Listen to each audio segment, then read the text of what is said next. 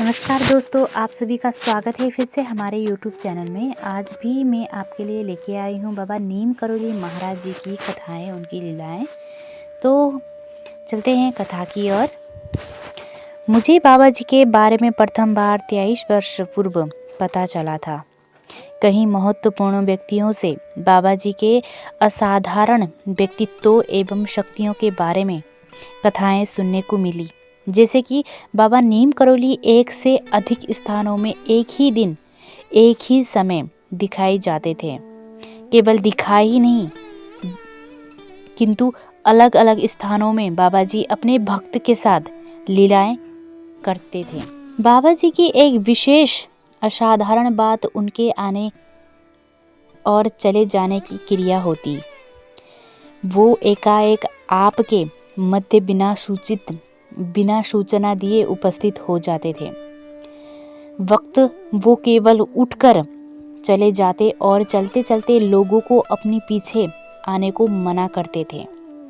जिस क्षण वो बाहर निकलकर अदृश्य हो जाते, उनको फिर पीछे दौड़कर या गाड़ी पर बैठकर पीछा करने पर भी ढूंढना असंभव हो जाता था। केवल 100 गज दूर चले जाने के बाद भी सड़कें मुड़ पर अदृश्य हो जाते थे और इतना काफी होता था उनको अदृश्य होने के लिए।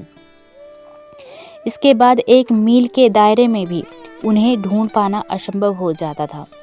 ऐसा विश्वास किया जाता है कि उन्होंने हनुमान जी की उपासना की थी और कई चमत्कार पूर्ण कार्य हनुमान सिद्ध के द्वारा होते बताए जाते हैं। कुछ भक्त यहाँ तक कि कहते हैं कि बाबा जी ने आकाश तत्व पर भी अधिकार प्राप्त कर लिया है और वो कहीं पर भी किसी स्थान पर भी एक पल झपके पहुंच जाते हैं, अपनी इच्छा अनुसार प्रकट हो जाते थे। साथ में उनकी प्रसिद्ध किसी भी सांसारिक वस्तु से निर्लिप्त होने के कारण भी थी। जिस प्रकार मूक वायु किसी वस्तु से लिप्त नहीं रहती, वो भी उसी पवित्र चलती वायु की तरह अपने आसपास की वस्तुओं से निर्लिप्त रहते थे। परंतु इस निर्लिप्तता के रहते भी उनके अंतर में मुसीबत में पड़े हुए तथा व्यतीत लोगों के लिए अपार दया थी।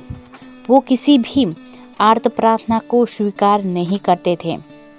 मुसीबत में पड़े व्यक्तियों के लिए उनके पास प्रेमपूर्ण दया रहती थी और वो उनके कष्टों को प्रभावशाली लोगों के माध्यम से दूर कर देते थे। अपना भौतिक शरीर छोड़ने के पूर्व नीम करोली बाबा जी ने अपनी कृपा तथा दया का सबसे बड़ा चमत्कारी कार्य जो किया था, वो था कि एक अमेरिकन जिज्ञासु रिचर्ड अल्फर्ट के जीवन में परिवर्तन। अमेरिका में नशे द्वारा भगवत प्राप्ति के सिद्धांतों का ये जाना माना नेता, हार्वर्ड यूनिवर्सिटी का प्रोफेसर, जिस समय अपने जीवन की आदर्श एवं आध्यात्मिक उथल पुथल के मध्य में था, उस समय बाबा जी ने उसे बड़े विचित्र ढंग से अपनी ओर आकर्षित कर लिया और इस पर कृपापूर्ण दृष्टिपात किया। यही प्रथम दर्शन और इसी कृपा के उनकी व्यथित आत्मा में एक चमत्कारी परिवर्तन किया और शीघ्र ही वो बाबा रामदास नाम से अपने शिष्यों के बीच एक आध्यात्मिक शिक्षक के रूप में उभर गया। ये हृदय ग्राही कथा रामदास ने स्वयं अपनी पुस्तक बी हेयर नाम में वर्णन की है। ये पुस्तक बहुतरीन रुचिकर एवं चिंताकर्षक अभिलेख है, जिसमें बाबा नीम करोली जी महाराज के चमत्कारी तथा आश्चर्यजनक व्यक्तित्व की झलकियां मिलती है। एक अमेरिकन महिला अंजनी ताओस ने सच ही कहा है कि महाराज जी के जीवन का अथवा उनके किसी भी कार्य का कोई भी वर्णन हो ही नहीं सकता। वो केवल अनुभूति रूप में ही महसूस किए जा सकते हैं। वो वर्णनातीत हैं। वो महाराज जी कौन थे, कौन है, उसकी केवल अनुभूति की जा सकती है अंतर में। उनके सम्मुख होने पर परम शांति एवं नैसर्गिक आनंद की अमृतमयी वर्षा होती रहती थी।